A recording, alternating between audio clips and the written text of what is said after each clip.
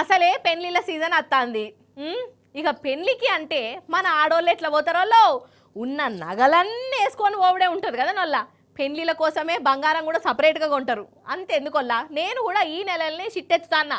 ఇక వచ్చిన పైసలతోని గొలుసు కొందామని చూసిన, కానీ బంగారం రేటు వినంగానే గొలుసు కాదు కదా, చిన్నపాటి గుండెపోటు వచ్చినంత పని అయిందోళ్ళ నాకు. చూడుండ్రి ఎందుకో. ఓషిని ఏంది ఇది?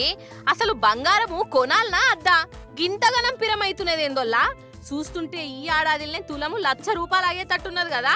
నాకైతే గట్లనే అనిపిస్తున్నది. ఇగో ఇప్పుడు 87,800 అంటే 200 తక్కువ 88,000. తులము 88,000 అంటే ఏందన్నట్టోల్లా. అంటే ₹1,00,000 కట్టబట్టకపోతే 10 గ్రాములు చేతిలో పెట్టి స్వీట్ డబ్బా ఇచ్చి 10,000 వాపసిస్తారన్నట్టు ఈ బంగారం దుకున్న పోళ్ళు. 88,000 అంటే ఏందన్నట్టు అసలు. అవి పైసలా చింతగించలా? కానీ ఈ బంగారం ముచ్చట్లు వింటుంటే నాకైతే కరెంటు షాక్ కొట్టినట్టే అవుతున్నది. లో అంతెందుకు, 20 ఏండ్ల కిందట ఇదే బంగారము అదే దుహనంలా తులము 5,800 ఉండే. ఇక వెనక షీరి 10 ఏండ్లకు అంటే 2015లో 28,000 వచ్చింది.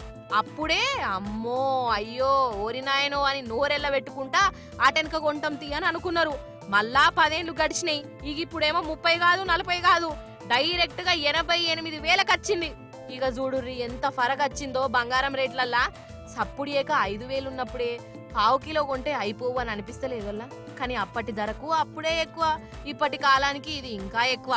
మరి ఇంత పెరిగినా బంగారం కొనకుండా ఉంటారా మనోళ్ళు అంటే అది కాదు. బంగారం ఎంత పెరిగినా కొనేటోళ్ళు కొంటనే ఉంటారు. అగ దుఃఖనాలు చూడురోల్లో మల్క గిరాకీకి మాత్రం ఏం డోకా ఉండదట.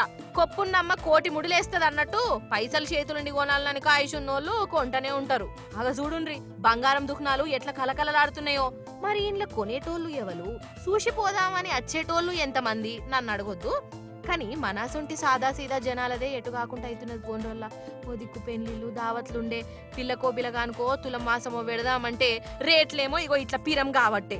తగ్గుతాయా అంటే కథ చూస్తుంటే ఇగో ఇట్లా కనబడతలేదు పాడయి. ఇక ఈ ఏడాదిలోనే ₹1,00,000 దాకా పోయేటట్టున్నదల్లా కథ చూస్తా అంటే.